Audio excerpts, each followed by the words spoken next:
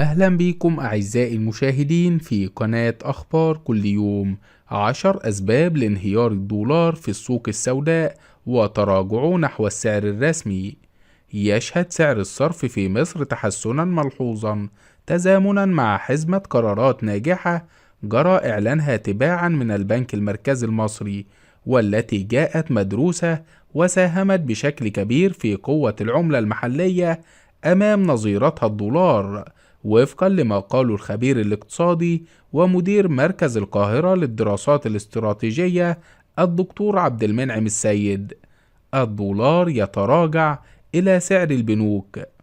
أكد الدكتور عبد المنعم السيد أن هناك نجاح منقطع النظير للسياسة النقدية للبنك المركزي بتوجيهات القائم بأعمال المحافظ حسن عبد الله، والتي ترتب عليها انهيار الدولار في السوق السوداء، ضربة قاضية لسوق العملة الموازي.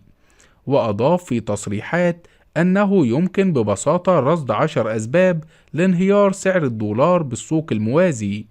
على سبيل المثال لا الحصر، جهود الدولة على مدار الأشهر الماضية في دعم الاقتصاد الوطني والتخفيف عن المواطن غير المسبوقة. وتابع المراقب للاقتصاد المصري عن كسب سيلاحظ تراجع الدولار بالسوق السوداء ليقترب من سعر البنوك، الأمر الذي كان متوقعا بفضل السياسة النقدية الناجحة والتنسيق المستمر بينها وبين السياسات المالية والتجارية.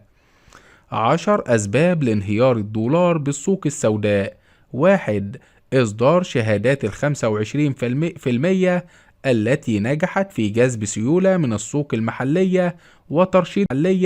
وترشيد الإنفاق. 2. سرعة الإفراج الجمركي عن البضائع بالمواني وقلة الضغط على الدولار. 3.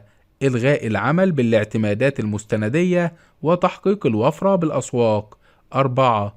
قرارات حدود السحب من البطاقات وتدقيق البنوك في طلبات الدولار لأغراض السفر. 5. السماح بتصدير الذهب وجمع حصيلة دولارية جيدة. 6. التوسع في زيادة مصادر النقد وتنويعها، وأهمها زيادة الفرص الاستثمارية، وإعلان قرب تنفيذ برنامج الطروحات الحكومية. 7.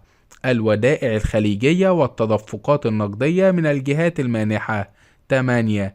ارتفاع الاحتياطي ل 500 مليون دولار بنهاية ديسمبر 2022. 9. رفع الفائدة على أذون الخزانة أجل عام إلى 20.88%، والتي جذبت استثمارات ضخمة. 10. رفع البنك المركزي سعر الفائدة 4 مرات خلال عام 2022، وآخرها الزيادة 3% دفعة واحدة. أعزائي المشاهدين، هنا ينتهي الفيديو. لا تنسوا دعمنا بلايك والاشتراك في القناة حتى يصلكم كل جديد.